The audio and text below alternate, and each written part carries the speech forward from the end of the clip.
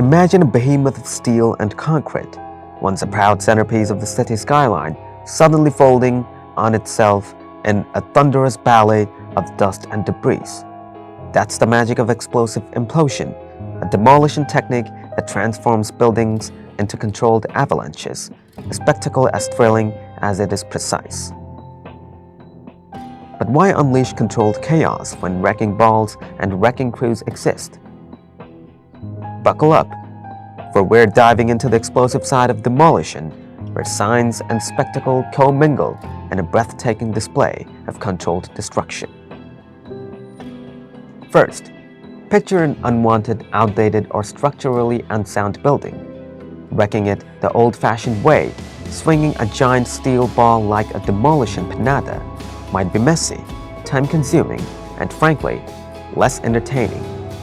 Implosion, on the other hand, treats the building like a meticulously choreographed domino run. Precisely placed charges, often a far cry from Alfred Nobel's dynamite days, severe key support structures, sending the building tumbling inwards, collapsing on itself like a house of cards and rivers. But what of the boom in this explosive equation? Well, dynamite, that notorious invention of Nobel, played a pioneering role in early demolitions. Modern implosions rely on a more sophisticated cast of explosive characters. Linear-shaped charges, for instance, act like miniature, highly focused blades neatly slicing through the steel beams with laser-like precision.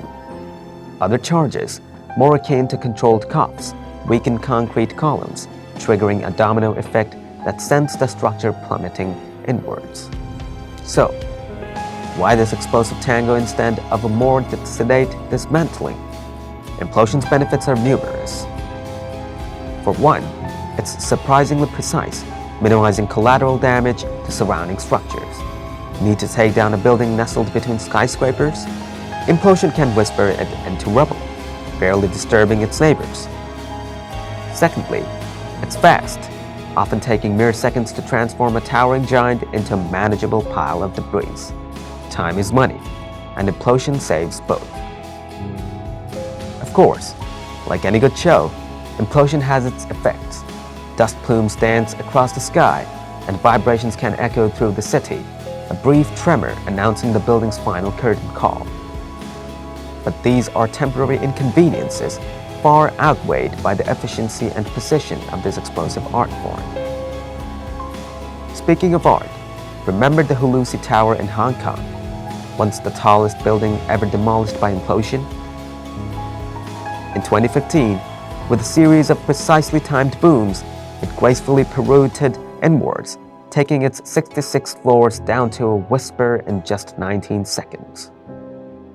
Or the iconic Kodak Tower in Rochester, New York, whose dramatic implosion in 2013 marked the end of an era and the beginning of a new chapter for the city.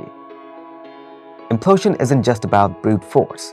It's a sophisticated dance of science, engineering, and a touch of architectural alchemy.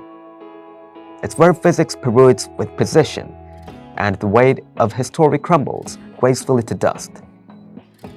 But before the grand finale erupts, a meticulous waltz unfolds behind the scenes. First, the engineers don their metaphorical lab coats, meticulously dissecting the condemned structure. X-rays pierce steel skeletons, revealing the hidden arteries of reinforcement. Lasers dance across concrete canvases, mapping cracks and vulnerabilities. Every groan, every creak, every whisper of rust is meticulously documented, forming a symphony of decay that guides the demolition's choreography. Armed with this intimate understanding, the architects of destruction meticulously place their explosive notes. Each charge, a miniature conductor, is positioned with surgical precision. Steel beams become staves in a silent orchestra, concrete columns transformed into resonating chambers. The entire building becomes a meticulously tuned instrument, poised to play its final, earth-shattering movement.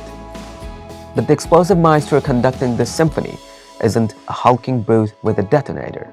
It's a symphony of wires and timers, a meticulously choreographed sequence of pulses that sent the building cascading inwards and a controlled crescendo. First, a whisper, a barely audible sigh as key support structures yield. Then, a crescendo, a rhythmic rumble as floors crumble upon floors, the building folding in on itself like a collapsing souffle.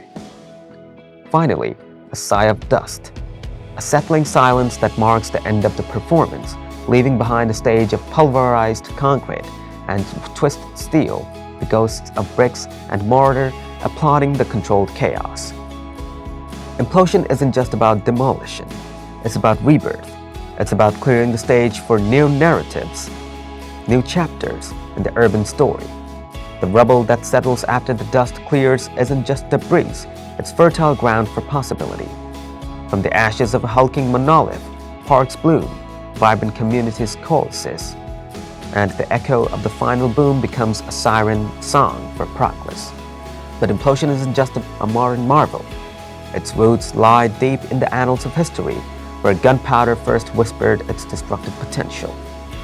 Remember the fall of Jericho, the biblical walls tumbling under the combined might of trumpets, and some say divinely guided explosions, or the controlled demolitions of ancient Roman arenas, where gladiatorial battles gave way to meticulously orchestrated implosions, clearing the grounds for new spectacles. Even the infamous dynamite, Alfred Nobel's bittersweet invention, played a role in this explosive saga. While its volatile nature often led to uncontrolled mayhem, it also paved the way for the precise, choreographed implosions of today. Nobel himself, perhaps haunted by the destructive potential of his creation, dedicated his fortune to peace prizes, a stark counterpoint to the controlled chaos he unleashed upon the world. So, the next time you witness the thunderous ballet of an implosion, remember it's not just a display of brute force, it's a testament to human ingenuity, a carefully orchestrated dance of science, engineering, and a touch of artistic flair. It's the culmination of meticulous planning, a controlled chaos that clears the stage for new beginnings. And as the dust settles and the echoes of the final boom fade, remember, it's a reminder that even the mightiest structures can fall with grace, leaving behind a canvas for the city's ever-evolving story. Because in the grand spectacle of urban evolution, sometimes the most breathtaking chapters are written not with ink and stone, but with controlled boom of a well-placed explosion.